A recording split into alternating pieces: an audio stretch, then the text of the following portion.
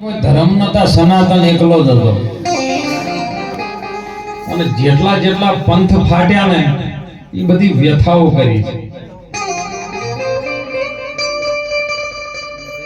કારણ કે મારો નાથ સંપ્રદાયનો ગોરખનાથ બોલે સાહેબ, નિજી આ ધર્મ મારો અનાદિનો મેળો પાખંડી પંથડા પીછે હુआ. ભારતની એક સનાતન ધર્મની આર્ય નારી મીરાબાઈ એવું બોલતી હોય કે હિરણે ચીરિયા મુચને નવ સોહે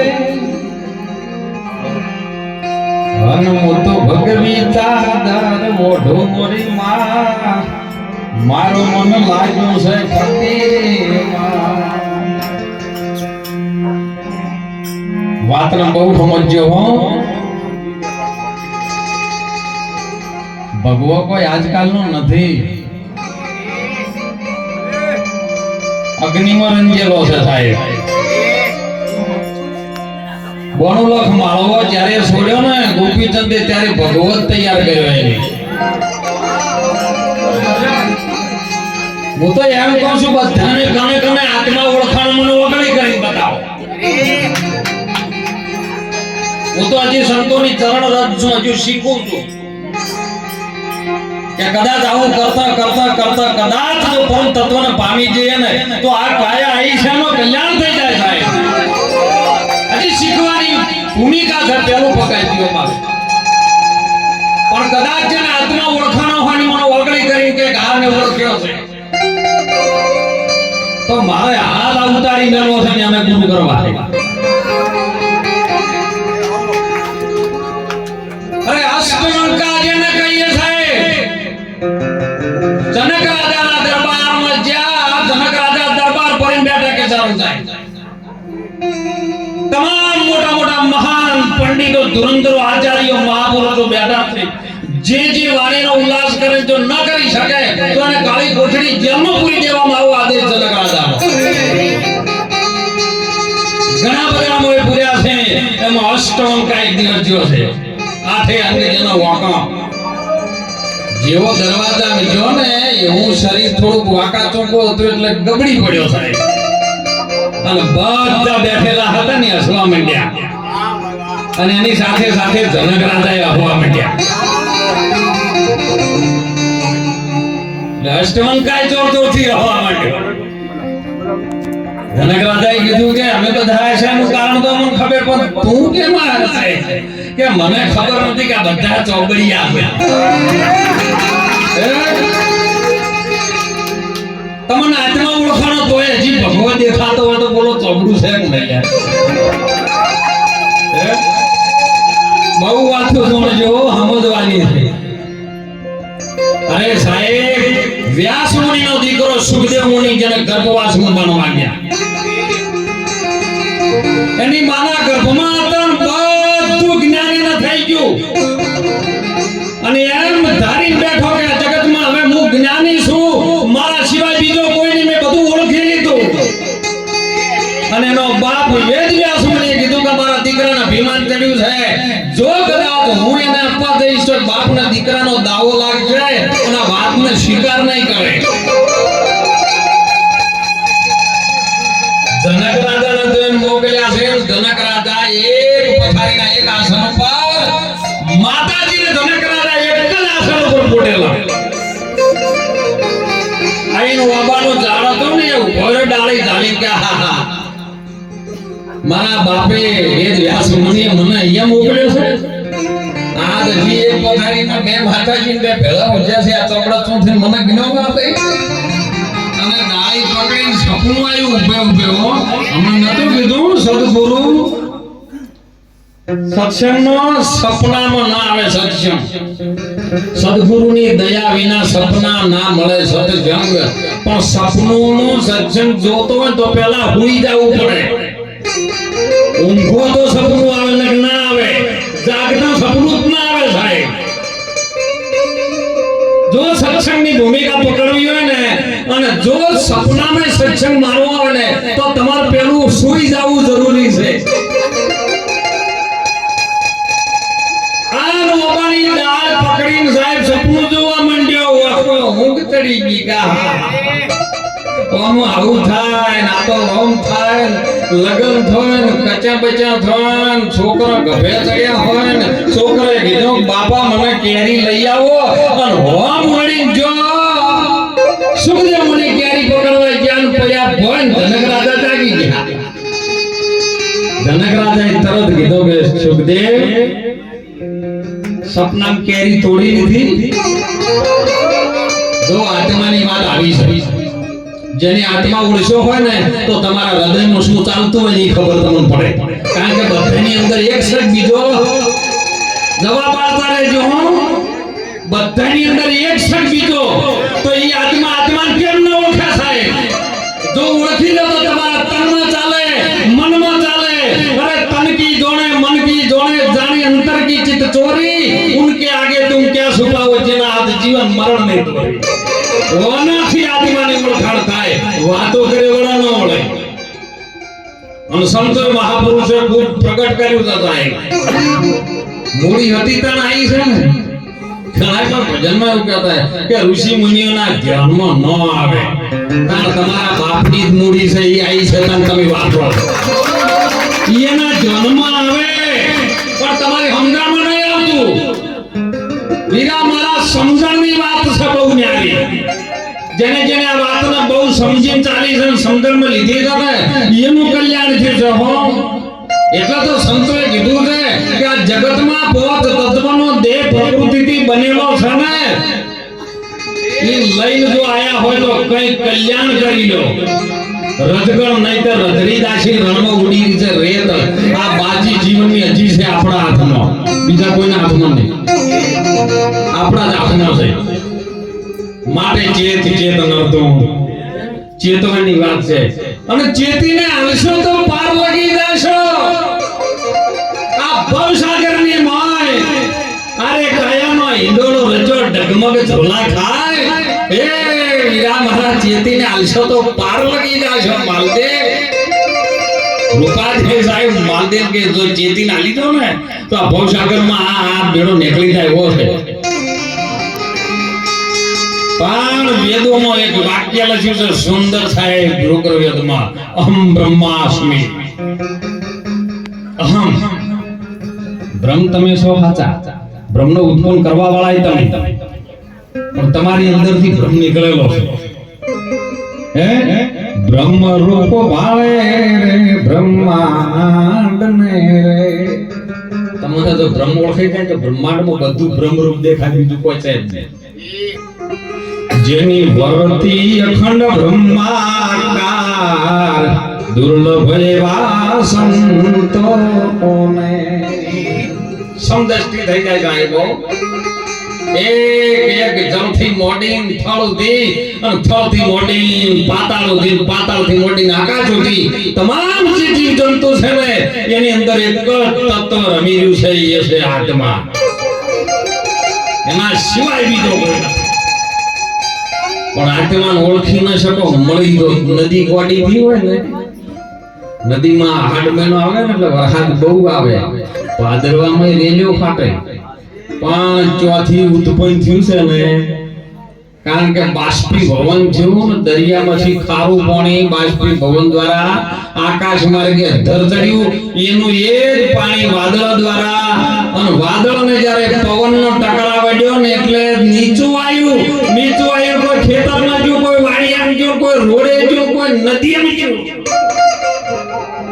પણ બધાનો એક જ સમાવેશ છે નદી ગોડી થઈ નદી પાણી દોડવાની દોડ જમણા છે તમે નક્કી કરો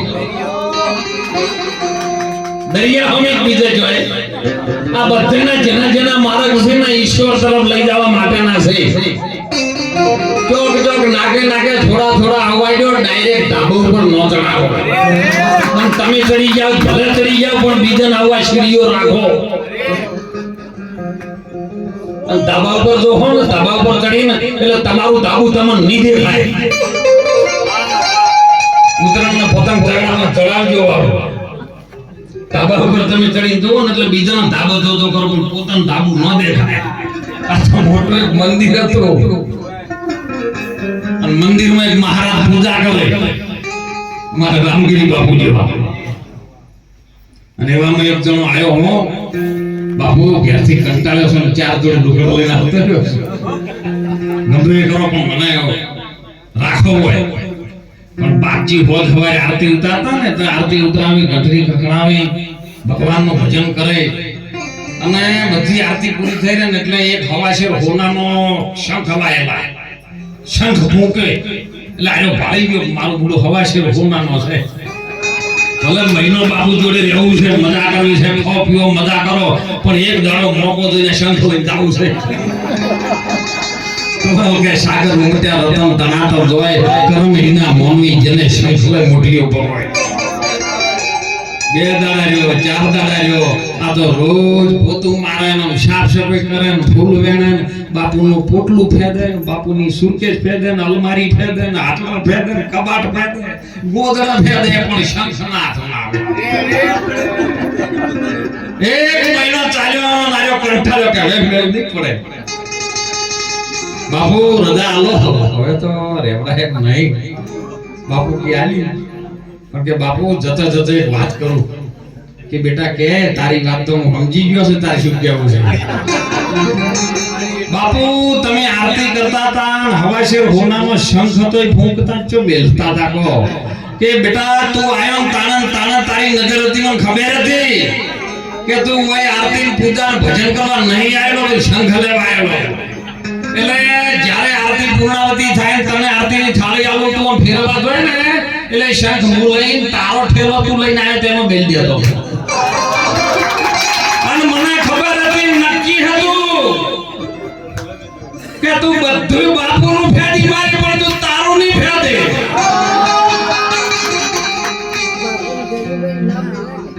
એટલે હમણાં ભજનમાં નતું કીધું કે દિલ દરિયામાં મારો ડૂબકી દિલ દરિયામાં બીજા જો દરિયામાં પેલા તા હોટ ડૂબીને મરી જાવ. દિલ દરિયામાં આ દિલમાં દરિયો આવે દરિયો કયો આવે દિલ કયો આવે નક્કી કરો લ્યો. હે તમે આ બાજુ તો કદાચ ડાભાની અંદર જે હૃદય આવતું એને તમે દિલ માનતા હોય તો વાત ખોટી છે. દિલ દરિયામાં પાણી હોય ને પાણી જો ભર્યું છે ને એ મહાપુરુષે વાત કરી છે પાણી ડૂબકી મારો અને એ ડૂબકી અજમલ રાજાએ મારી હતી સાહેબ.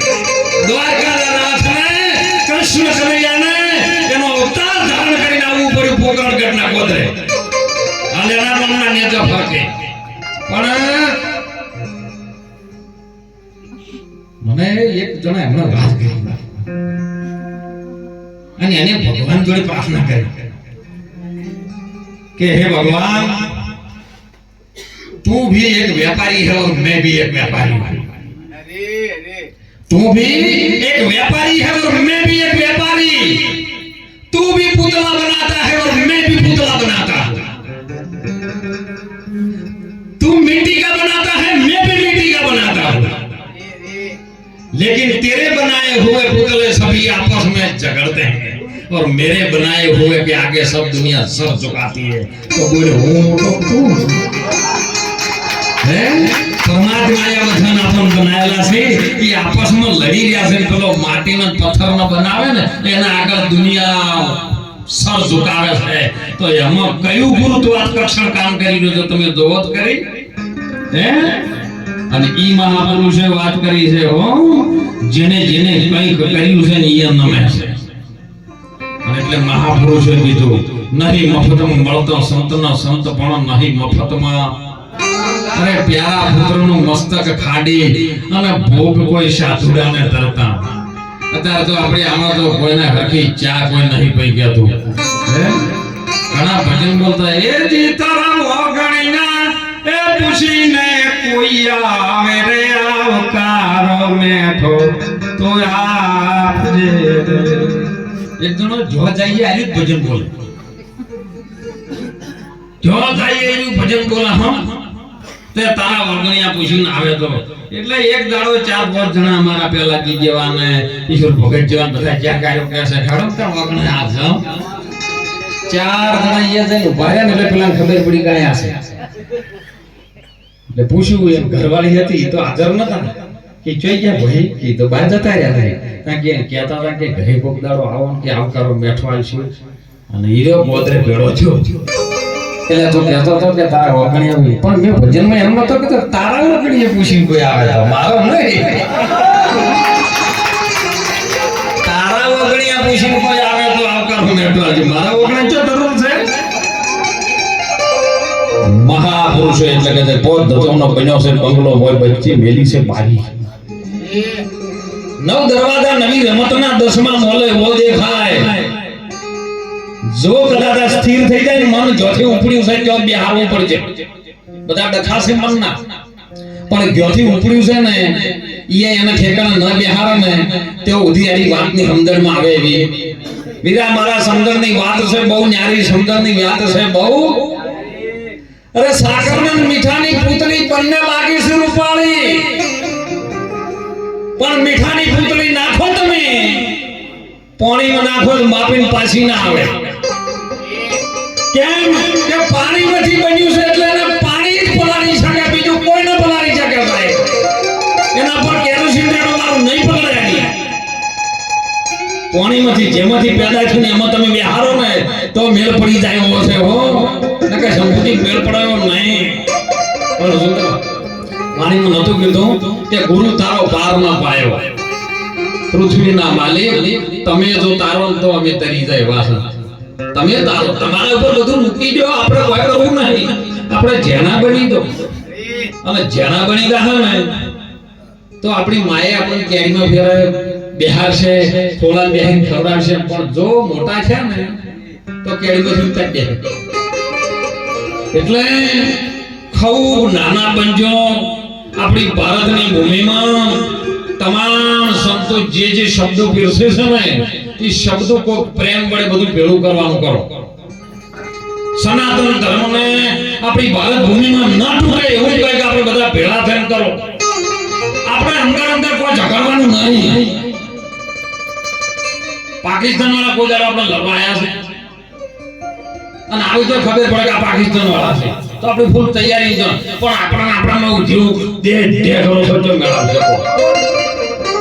આપણે આટલું ભજન કરો, આટલું સત્સંગ કરો, કથાઓ થાય, હવન થાય, હોમ થાય, પૂજાઓ થાય, આટલા મોટા ભંડારા થાય, હે તો જાગૃતિ કેમ નહીં આવતી?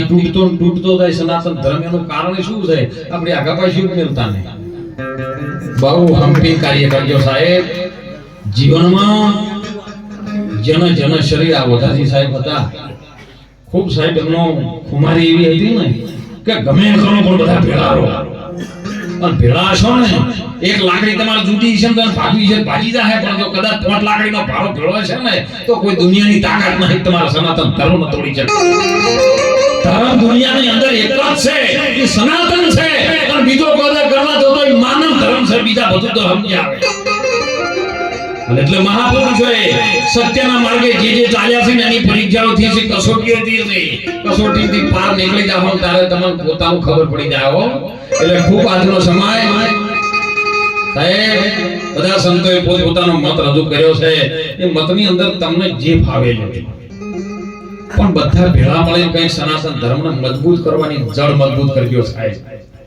સુગંધની તને ખબર ન હોય તો ફૂલડાને તું તોડતો ના, એ પાણી નહીં પોય તો ચાલશે પણ ઉગતો મૂળને ઉખાડતો ના. સુરવીરને જોઈને બાળિયા કાયર થઈને ભાગીશ ના, કાયરપણાની વાતો કરીને બીજાને તું બીવરાઈશ ના. અને એ જ વાત આપણા સંતો દરેક કરી રહ્યા છે, એ વાતને ખૂબ ધ્યાનમાં લેજો, ખૂબ હળી મળીને રહેજો, પ્રેમથી નારી શક્તિને ખૂબ વંદન કરો છો આપ. જો કોઈ ભેગા કરવો હોય ને તો જેના ઘરમાં નારી શક્તિનું એક મત થતું હોય ને તો તમે ચાપણા કરી શકો, તમે આટલા બધા સંતોને ભેગા કરી શકો. ખૂબ વાત કરી કે નર નારીનું હોય એક મતું સ્વર્ગાપુરમાં થાય, અને જો હરિચંદ્ર ને તારાપતિનું એક મતું છે ભગવાન ના આવવું પડ્યું, હે શેઠ સગા આનંદ ચંદ્રાવતી ને એક મતું થયું ને 14 લોક બ્રહ્માંડના માલિક ને ઈયાન પૂછવું પડ્યું તો બોલ તાર શું જોવા છે. જો દુઓને સાહેબ સાથે મળ્યા છે ને એ સત્યના વચન ઉપર રહ્યા છે, સત્યના માટે પોતાને તકલીફો પડી તોય ડગ્યા નથી સાહેબ. અને ઈ વાત આપણા સંતો કરી રહ્યા છે, એ વાતને જરા સમજજો. કોક સારા કાર્યની અંદર બની શકે તો સદારામ બાપા થોડું કહેતા કે થોડું કરજો પણ ઠીક કરજો, છોડજો વિચારો ગમના.